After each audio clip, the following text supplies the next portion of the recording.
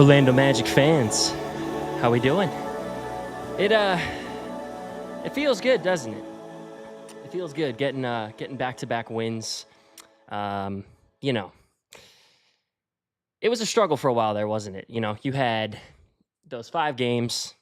It was a challenge. It was difficult.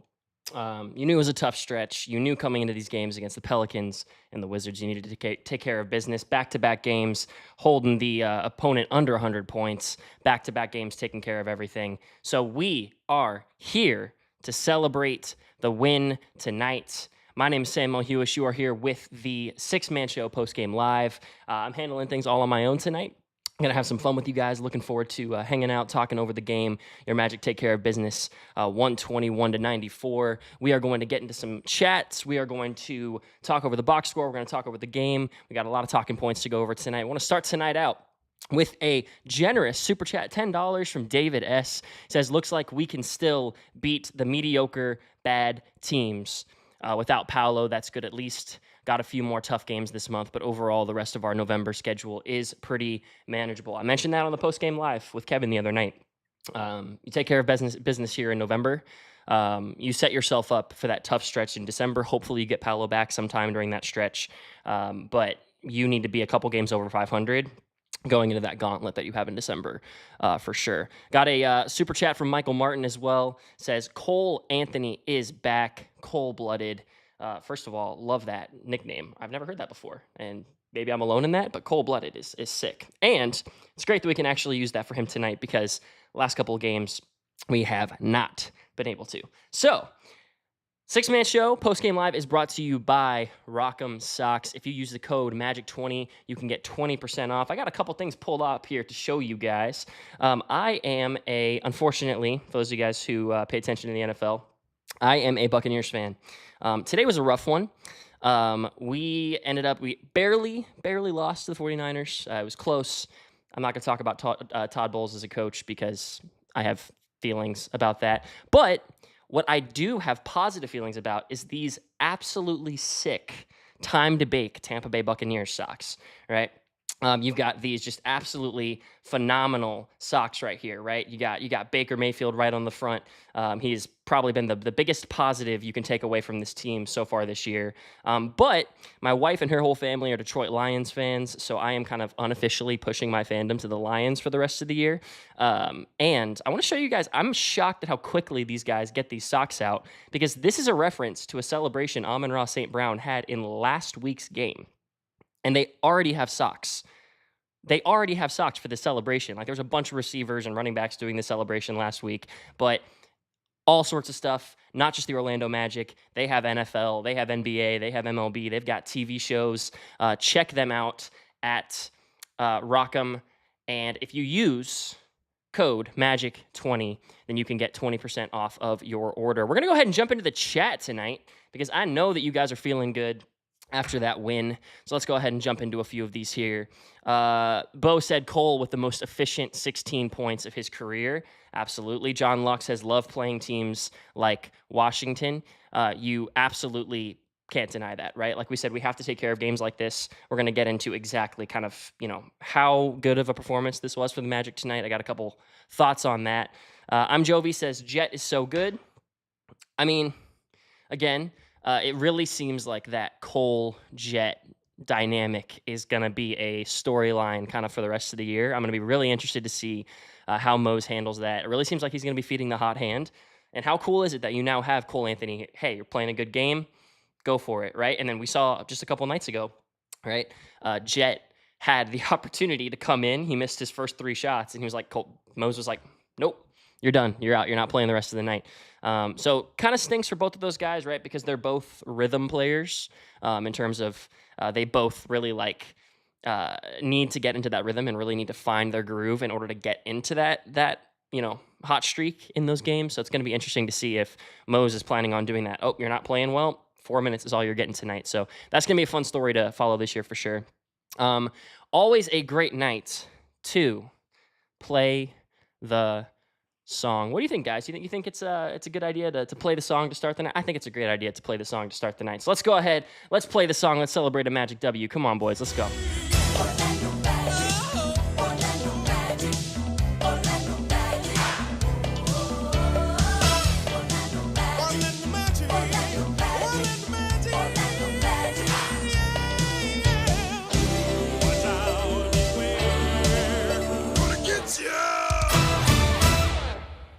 It feels good. It feels good. It's only the second time in the last couple weeks we've been able to play it, so I'm never going to complain about being able to play the song. Also, I felt bad. If y'all are on socials for the Six Man Show, man, give Kevin some love because he and Maddie as well. They had some tough post game lives that they had to cover. Right, I had the blessing of being able to step in here. Right, we took care of business against the Pelicans, and I was able to celebrate a win. Took care of business against the Wizards tonight. We were able to celebrate a win.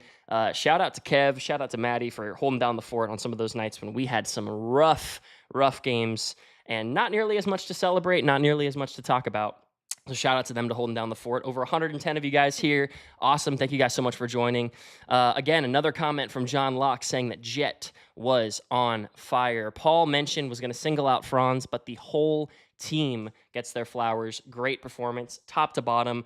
A lot of great performances tonight. But Franz, I mean, I crunched the numbers before I got on here. And in the last 4 games, right, obviously, we talked about on the Postgame Live a couple nights ago about the fact that really everything that could have gone wrong for this Magic team all went wrong at once, right? It's like Paolo going out, Paolo having struggles, Paolo having issues. It's like going out, you're struggling there, and then obviously at the same time, Franz goes down with the sickness, and so you have basically you're without your 2 best players in the most difficult 5-game stretch of your season to start pretty much like the first 30 games or so before that December schedule.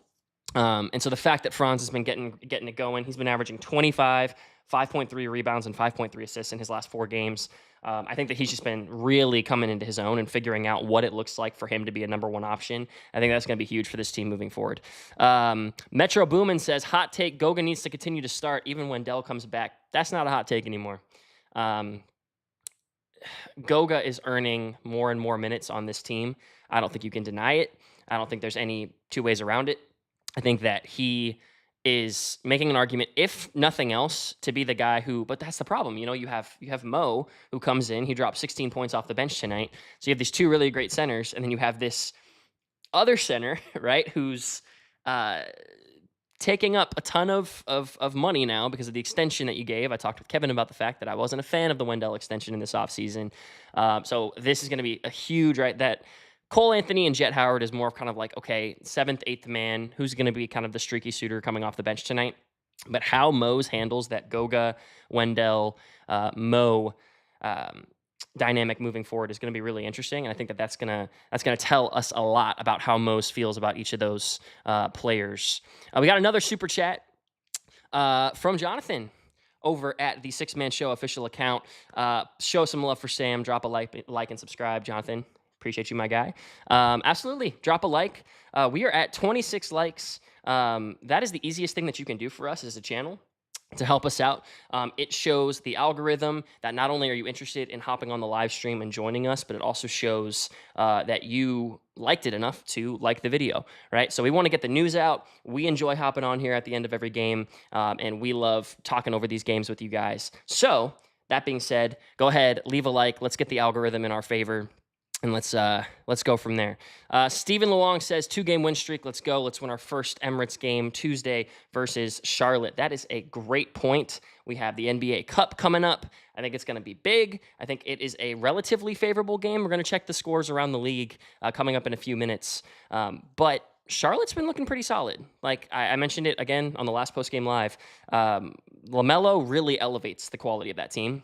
And I think that that's been inevitable and pretty obvious that we've seen so far this year. Charlotte's playing some good teams and playing some good teams really, really, really well.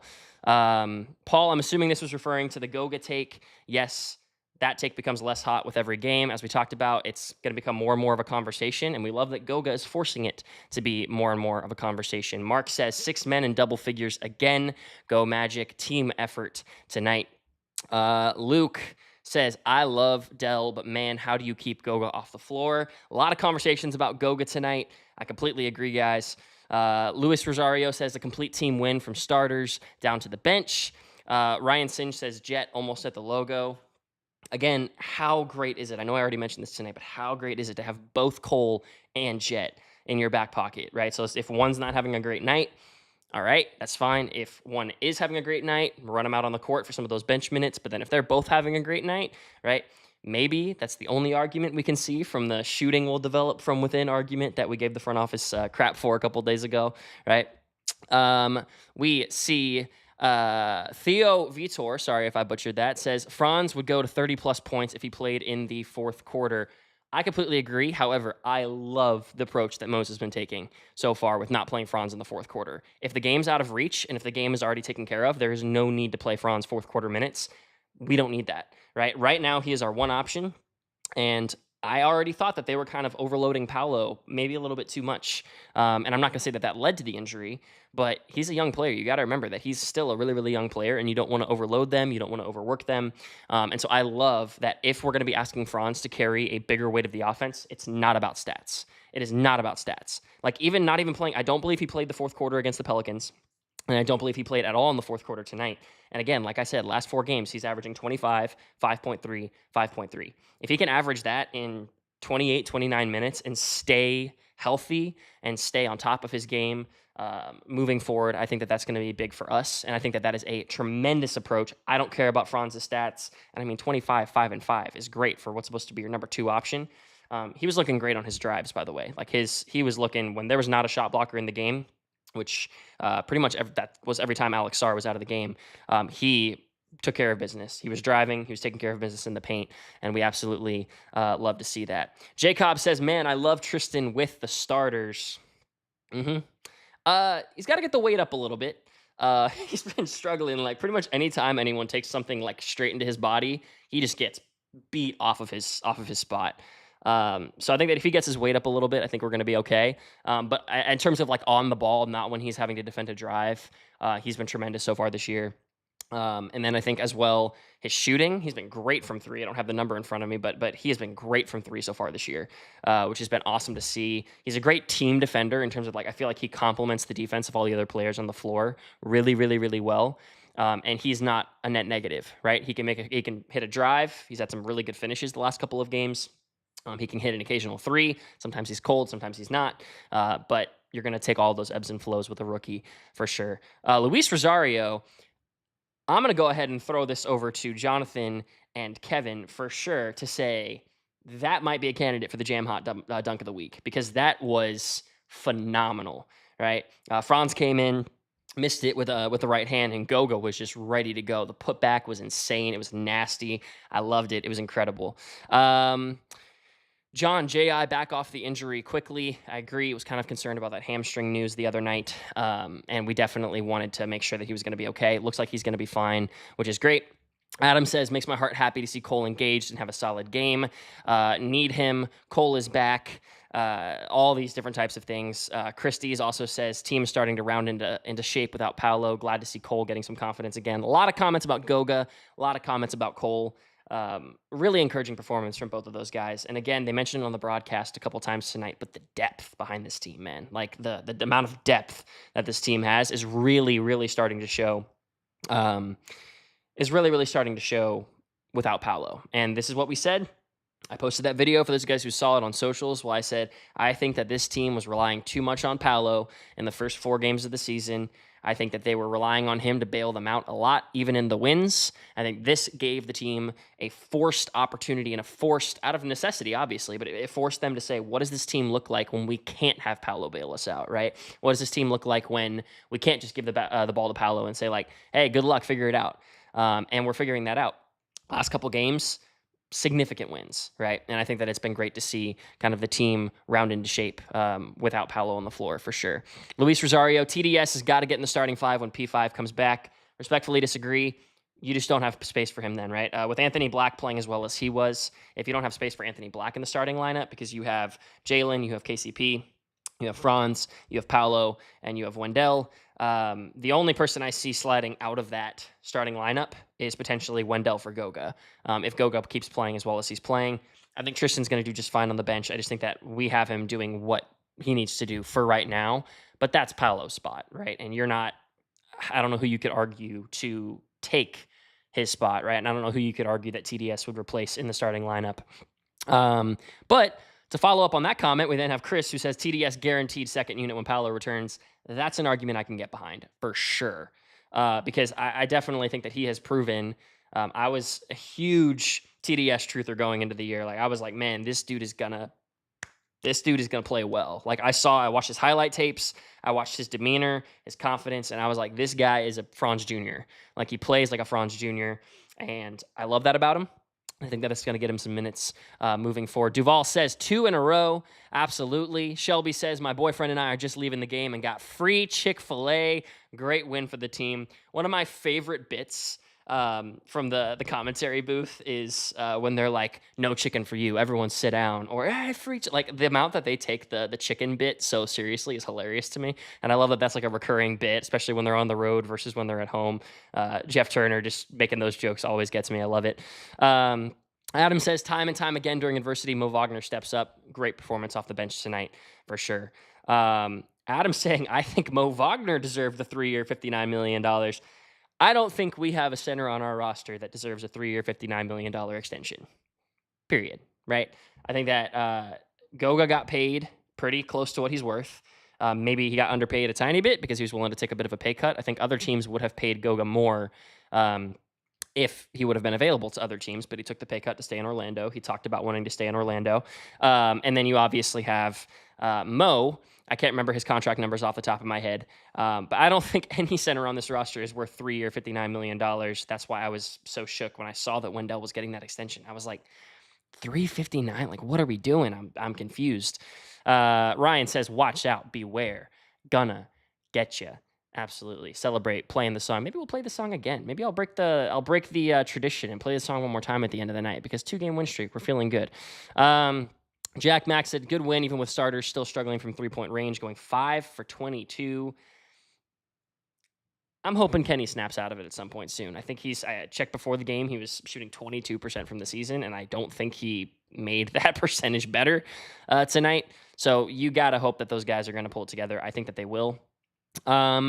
Ryan says, we are 4th in the Eastern Conference. I'm going to spend a couple minutes talking about that at the end of the podcast, but the Eastern Conference has quite literally been historically bad. I went back and looked at the last 15 years of the first 30 days. And this is, or not first 30 days. Obviously, the league started on October 24th. So through the first about 2 or 3 weeks, this is literally the worst that the Eastern Conference has been since 2013 in terms of like a 3rd seed or a 4th seed having a 500 record. It's crazy. This is the best possible news for the Magic, right? It's because we're not falling behind. I mentioned this with Kevin on Sunday. It's we're not falling behind the 8 ball, or on Friday. Sorry, we're not falling behind the 8 ball. We're not struggling because even though we're 5 and 6, we're in 4th place in the Eastern Conference. We're like a half game back of the 3rd seed. All these teams that we thought were going to be top 4, top 5, top 6 seeds, they're struggling, and we're taking advantage of the fact that, hey, it's for our good that everyone's struggling. Everyone's having issues, and no one other than Cleveland, my goodness, Cleveland, and Boston, no one's dominating. No one's, really, really, really racking in wins in the top of the Eastern Conference like we potentially thought we were going to see. Ryan, again, Goga as a de facto starter regardless. We'll see what happens when Wendell's back. I don't disagree with you. Adam says it's very ironic that last year AB had to start his rookie season only a few games in, and now De Silva is getting that experience too. Yep. Can we talk about that one shot? I want you guys to do me a favor. I want you guys to help me out, because I mentioned on the podcast when I was on a couple weeks ago that it really annoyed me how much that one pull-up Markelle shot fueled the Markelle agenda for like months, borderline years, right? Like he took that one pull-up 3 in that one game, and everyone was like, yo, Markelle shot is back. It's crazy. This is insane, right? It's like, I need people out there, little minions in the chat, and you guys to take care of this for me on socials. That AB crossing the timeline and then pulling up from 3, I was like, okay. I mentioned in the post-game live a couple days ago, if AB starts getting confident, watch out, because AB has the skills and the talent to back up that confidence. It's not like he's it's not like he's in a position where he is, he's driving and he's missing a bunch of layups at the rim, or he's shooting threes and he's missing a bunch of threes, right? He's doing a really, really good job. And I think that we need to see a little bit more confidence from him. I'd love to see a little bit more confidence from him, a little bit of extra shooting from him for sure. TDS knows how to space the floor, always moving. I did love how the offense looked when Tristan was on the floor for sure. Um, you know, Tavia says, I don't know what the front office was thinking, giving Wendell that extension, especially knowing he can't stay healthy. Yep, don't disagree. Michael says, with the constant injuries to WCJ, it may hurt, but a trade could be coming at the deadline. I don't think you need to trade for a center. Like maybe you're talking about trading Wendell off, and if you are, then that was one of the things that we talked about. Is even if Gary wasn't on this team long term, Wendell wasn't on this team long term, right? Signing them to those extensions gives them tremendous asset potential in terms of being tradable contracts. I think that's huge, and we might see that's typically not how this front office is operated. So I would be more surprised than not to see any trades at the trade deadline, especially regarding any of our rotation guys. Maybe like a Gary Harris type trade for like a younger player. I think that you could maybe see something like that. But trading to Wendell and like a big move as a $20 million a year guy, $60 million contract, you're going to move that and you're going to expect to get something significant back. And I still see this front office just continuing the development train as opposed to, you know, forcing moves that are potentially going to throw off the chemistry of the team. TDS looks ready, and AB and Mo are bringing life from the bench. Absolutely. John Locke says, finally clamped down after halftime. I'm shocked you didn't go for the pun with your own name and say finally locked down after halftime. That would have been great. Accurate comment nonetheless. Did Jet turn and start running back Steph style on that three? I didn't see it. Maybe he did. I was just thinking about that. I think it was the second quarter, that like Jordan Poole pull up from like the logo, that was insane. But then Jet answered, followed suit, and then did it in the fourth, which was pretty sick as well. Mark Bird says AB and Jet, were great picks last year. Hats off to the front office. Absolutely. Adam with a great point here. Says, if Mosley is going to stand behind a team that hangs its hat on defense, how is Goga not the clear option with the 9-0 streak last season as well? I don't want to beat a dead horse, but again, I'll say it. Goga is making this more and more and more and more and more difficult of a decision for the front office and for Coach Mosley as well. My boy Matty says, if the bench unit keeps shooting like that when Paolo comes back, we are going deep. Absolutely. Bench unit was great.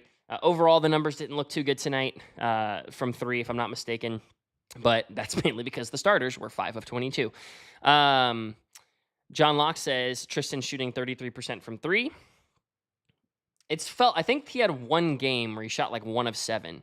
And so if you take that outlier out, I think he's actually shooting probably closer to 41 or 42. He has looked great, and I love to see his confidence from behind the arc. That's big for me, is the fact that you can see him, and he's just like, he gets it.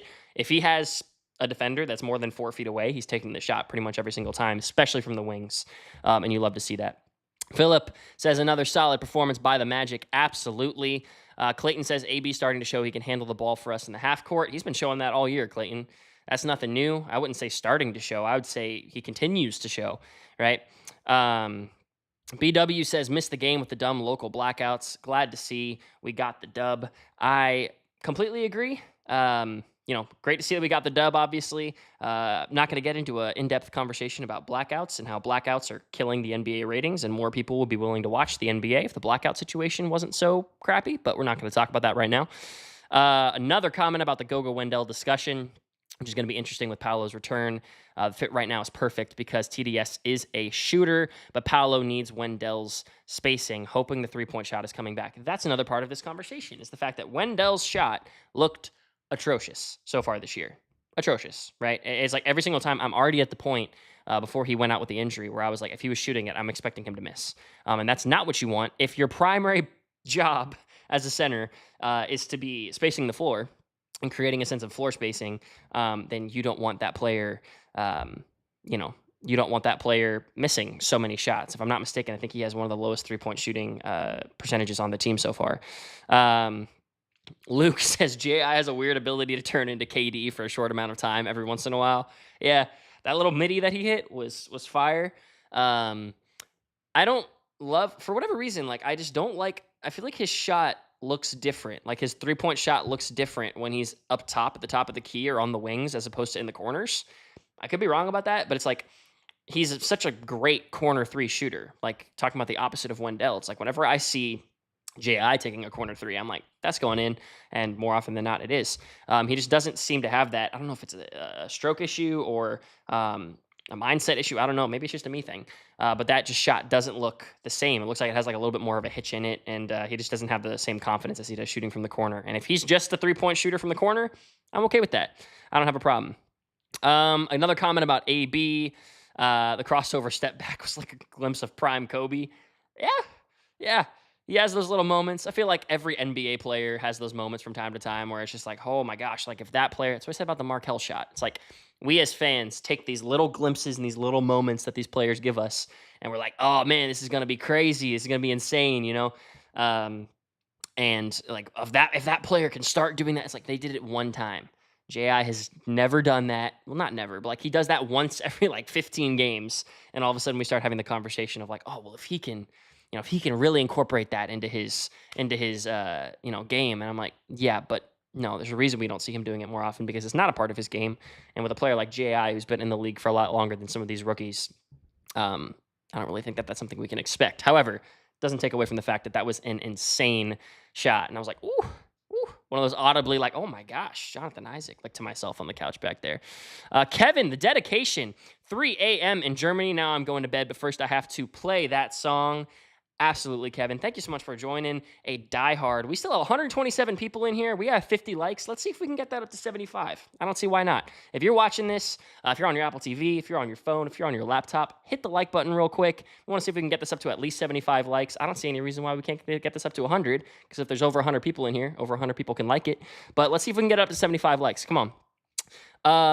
TDS Franz Jr., isn't he older than Franz, I'm assuming? Yes. Great point. I believe Franz is 22 and he's 23, which is hilarious that we're calling him Franz Jr. just because we've been so used to seeing Franz in the league with us these last couple of years. Jacob says, leaving Kia now. Fiance got me tickets for my birthday. Great game. Go Magic. Jacob, glad you're able to make it to the game. Happy birthday. Hope you have a great one. Don't know if it was a couple days ago. Don't know if it's today. Don't know if it's a couple days from now. But happy birthday. Glad you could celebrate with a Magic win. Let's see. Chris D says, crazy thought. Bonus occasional pod outside of standard twice a week, but instead it's Sam and Maddie. I'm not going to speak for the podcast, but I don't know. If you make it a thing on Twitter and Jonathan sees it, maybe he connects with us. I don't know. I'm down for it. I love Maddie. Maddie and I have some great conversations. We've talked about Maddie's affinity towards not always being the most positive individual. But I'm sure a lot of people think that about me too. But I absolutely think that a conversation with Maddie about the Magic would be great. But I mean, I'm always willing to talk about the Magic. That's why we're here. That's why we're talking about this, because we love talking Magic ball. Can we get Markel back and cut Caleb Houston?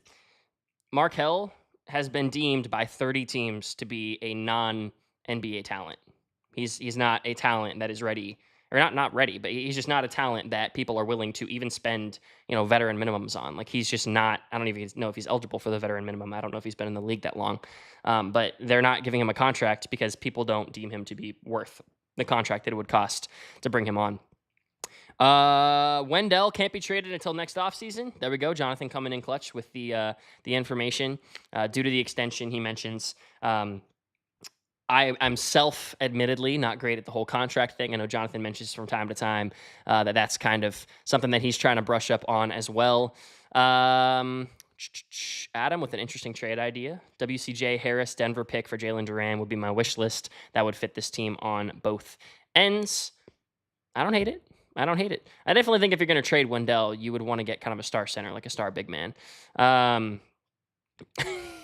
Chris, my wife literally said this earlier.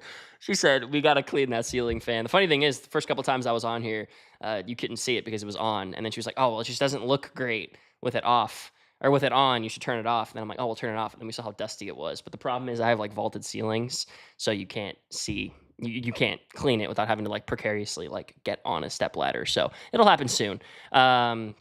Luke B says, J.I. is streaky. He'll catch absolute fire for a stretch at some point this season. I'm calling it. And Mikey says, you don't know Markel's contract situation. He might have turned down veteran minimum contracts. Maybe. It's a good point. We don't really know what's going on his side. Maybe he's turning those down. But I mean, at some point you have to acknowledge and be like, hey, like no one paid you a contract this offseason. And the Magic, who have young talent that is kind of pushing you out the door, also weren't willing to give you a contract this offseason. So You got to come to that point of realization eventually. So what we're going to do real quick is we are going to look at the box score. We're going to go over this. One last look at those absolutely fire Amon-Ra St. Brown socks. Let's go ahead and pull up the box score here. Just a couple things I wanted to point out. I'm not going to get too in-depth with it. Franz, a great night. We talked a couple weeks ago about, or not a couple weeks ago, a couple days ago, about wanting to see Franz take more shots, and he's taken between 18 and 25 shots every single game for the last 4 games since he's gotten back from the sickness, which is great. Again, having the 7 assists and the 4 rebounds as well. Goga, a great game, 10 points, 12 rebounds, plus 13 from the field. Kenny did make a 3, but he was 1 of 6. So yes, he did in fact make that 3-point shooting percentage for the year worse. Jalen, 1 of 6. A little over aggressive for me tonight from Jalen. He was obviously struggling a bit. And well, not struggling, but he was just really over aggressive. And that's just something that I know he's still young, but he's got to learn to dial that in, because especially you look ahead to a game Tuesday against Charlotte, wanting to leave your best defenders on the floor. And part of what makes our backcourt so brutal is the fact that if we switch off of Jalen, we have KCP. And if one of them is out from foul trouble, then it creates problems. And you definitely want to see him stay on the court a little bit more. Another double-digit game from Anthony Black here. Mo Wagner with 16 points. Cole Anthony with 16 points. Again, great nights from both of them. And then Jet Howard comes in, and he's 3 of 3 from 3. Him, Cole, Mo, great night all around. Wanting to look at some stats from the game. Couple of things I wanted to point out is that we had 64 bench points tonight, which was great. You had actually more than half of your points in this game come from your bench, which is awesome. Obviously, 16 of those come from Cole, 16 of those come from Mo, 9 of those come from Jet, 12 of those come from Anthony Black. It probably, I would argue, the most complete win of the season in terms of everyone doing something, no one really struggling, and everyone was participating. Everyone was doing exactly what they needed to do, which was great. Let's see, a couple more comments here. Christie says Markel's brushing up on his Chinese. Clayton says we do not need Markel Fultz back. Absolutely. Paul, touch on this for a second. Not enough love in the chat for Franz, so I'm going to say Franz. Absolutely. Again, 25 points. Like, he was really struggling. And if you actually take out his season averages, if you take out those couple of games where he tried to push through and then he was out in the second quarter, or he was out at halftime, if you take out those games where he was sick, his season averages actually get boosted. That's the only reason I threw the averages down for the last 4 games. But if Franz can get you that 25, 5, and 5 every night with Paolo out, then even against some of our more difficult teams coming up, I think you definitely have a shot. Grady Dick, 20 points per game, 2.8 rebounds, 2.2 assists, great field goal numbers. I was big on the Grady Dick draft train. I really wanted us to get him. Obviously, we didn't, but that's okay. I'll take it. I'm not upset. Anthony Black, great player. He's going to be contributing to our team. Crowd was live, El Magico. I love to see it. I love the fact that now these Sunday afternoon, Sunday night games are meaning more to these fans, right? It used to be like Kia, almost said Amway again, used to be to where it was just like they would be crazy for the big games, right? And then even then, like 30% of the crowd would be away fans coming in and stealing the thunder. And so the 70% of the other fans were having to be loud to drown out the 30% because they didn't want it to feel like a home game for the other team. But it's been really, really cool to see that this fan base is now coming together and being like, yo, like, it's a Sunday night. We don't have anything else going on. Yeah, it's the Wizards. Who cares? We want to watch this team. And I think it's been really awesome seeing that happen because, it used to be just the big games, but now this whole fan base is buying in and saying like, man, this Magic team is doing something special. And the fact that a lot of these people probably didn't buy tickets until these last couple of weeks, they knew Paolo was out. They still showed up. It wasn't a sellout. It wasn't anything crazy, but like these fans still showed up. These fans still supported this team. I think that something really special is happening in Orlando in terms of the fan base being ready for this huge run that this team's going to be on these next couple of years. El Magico also says Boogie did his thing. Yes, he did. I'm going to be the first to give Boogie his flowers. I think he was phenomenal. I think Franz has been just popping off and doing a great job. And why did we draft Black over Bilal? I think a fit thing, right? Like Bilal is a great scorer. He's a great player. Don't get me wrong. But I think that the reason why Bilal is looking so good in Washington is because he can do his thing in Washington. Whereas with that position specifically, you have a lot of talent. And I think that at that talent position, it would get a little bit crowded and a little bit jumbled. So I love Anthony Black because the need was a high talented player who's going to be able to run the offense. And that's what we got in Anthony Black.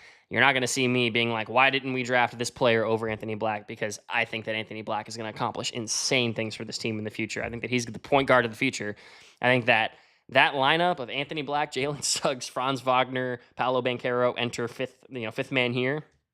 That's a sick lineup to me, and I think that lineup's going to accomplish tremendous things. Sir Waldo the Great says, Cole, Anthony, baby. Could not agree more. Let's go ahead and hop over here. We're going to look at some scores from around the league. Magic obviously take care of business against the Wizards, 121-94. Warriors are up 114-105 on the Thunder. It's the beauty of the NBA. The Warriors got thwomped by the Cavs the other night, and now they're taking care of business against the Thunder. Timberwolves, low-scoring game against the Heat. Hopefully they can take care of business there. 76ers, low-scoring game against the Hornets. We'll talk about kind of implications. That's kind of a win-win, no matter who wins that game for Magic fans, because either the 76ers drop to 1-8 or the Hornets drop to 4-6 and you pass the Hornets in the standings. Kings up 60-53 on the Suns. Suns are going to be without Kevin Durant for a little while, so that's going to be interesting to see how they respond. Mavericks up 63-60 on the Nuggets at halftime. Grizzlies, Blazers later tonight. Raptors, Lakers later tonight. Rockets took care of business against the Pistons. Celtics down the Bucks. The Bucks are 2-8 so far this year. They are not looking good. And the Pacers took care of business against the Knicks, 132-121. Tyrese Halliburton and Benedict Mathurin both went off. Like, Tyrese had a 35-14 game. And then I think I was watching this. While I was watching the Magic game. I think Benedict Mathurin ended up with like 38 or 40 points. He really popped off. It was crazy. We're going to take a look at the standings here. Let me refresh them to make sure that everything is live. The Orlando Magic are fourth place in the Eastern Conference with a 5-6 record. That's pathetic. I'm sorry. That's so bad. Like, the fact that we're not at least in the play-in with a 5-6 record is crazy to me. Cleveland and Boston really running away with things. I think, man, I'm spending almost as much energy rooting against the Bucks and the Sixers as I am rooting for the Magic. You can say what you want about that. But every loss that the Bucks and the Sixers pick up in these next couple of weeks while they're still struggling to get their crap together is an extra loss that they're going to have to claw out of the hole from over these next couple of weeks. So the fact that the Magic are 5-6, you got a big game against the Hornets again, who are either going to be 5-5 or 4-6, depending on how their game against the Sixers go later this evening. We're going to hop back in here and finish off with a couple additional comments. Adam says Suggs is looking more like a point guard than I've ever seen during this stretch, getting everybody touches on the ball. He's doing well. Still struggling a little bit with the turnovers. We definitely want to maybe see him, continue to improve at that. But Jonathan talks about it over and over and over again on the podcast. That's going to be a growth thing. He's going to figure that out eventually. And Walk the Dog. What a great way to wrap up the broadcast tonight. Can't believe we are the number 4 seed out of the Eastern Conference. Walk the Dog. I could not agree more, man. I think that the biggest thing that could happen to this team is the fact that the entire East is starting as poorly as they are. Because we talked about all offseason the importance of strong start, and then you get socked across the jaw with a Paolo injury. And it really creates a huge issue and a huge problem for you, right? Because you're like, oh, we're out our star player. You go on this 5-game losing streak.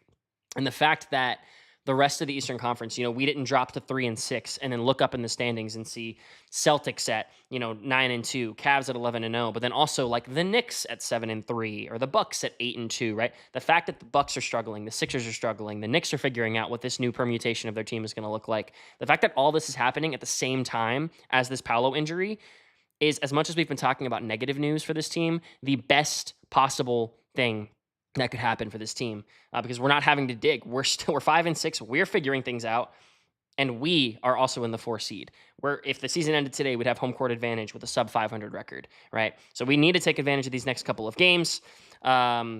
Took care of the Wizards. We need to take care of the Hornets and the Pacers. And then we have the 76ers next Friday. That's going to be an NBA Cup game. I think you can win both of those. The Sixers are still struggling. They're going to be struggling to figure out how to implement Joel Embiid back into the lineup. So I think you can definitely take care of business against the Hornets on Tuesday. 76ers is going to be a tough challenge without Paolo, but I'm not going to count this team out of anything. Look at one or two more comments here before we call it a night. Christie's says, the interesting thing with the Suggs, AB, Paolo, Franz lineup is that you have 4 guys who can run the offense. Think of all the multiple actions a lineup like that can run and lights out defensively. It's exactly what I'm saying. We've been seeing a lot of point Franz these last couple of games, and it's looked good. It's looked really, really, really good. Adam says, every time I've been frustrated on Paolo and Franz having setbacks, I think Embiid and George still haven't played together yet. I don't know who's surprised by that. I'm not, right? You have just unanimously the most injury-prone star in the NBA, and you go out and spend a max contract on probably another top 5 most injury-prone player in the NBA. I don't know what the 76ers were thinking. Yes, when they're all playing together, you're looking at a really, really good team. But now, especially with Tyreek going down for multiple weeks, what are the odds that you are actually going to be looking at, all 3 of those players playing on the same court or at the same time for any more than 20 to 25 games this season? I really don't think that's going to happen. So, all right. Well, with that, I think we're going to call it a night. Magic take care of business against the Wizards, 121-94. It was a great game for Franz, great top-to-bottom game with the bench. Thank you guys so much for hanging out. We kept it at about 100 people all night, just up to 75 likes. If we can get to 75 likes, 2 more people, right? Go ahead and leave a like on the video. Let's get this out. We have a ton of fun doing this as Magic fans, so let's make sure that we get the news out so that other people can enjoy this as well. We love doing this. I love talking with you guys. Thank you so much for joining me tonight, for hanging with me, for interacting in the comments. We have a big game coming up against the Hornets on Tuesday. I think it's a big opportunity for this team to continue showing what they're capable of doing without Paolo on the floor. Let's figure things out. Let's keep trucking through these games, and let's go Magic. See you guys.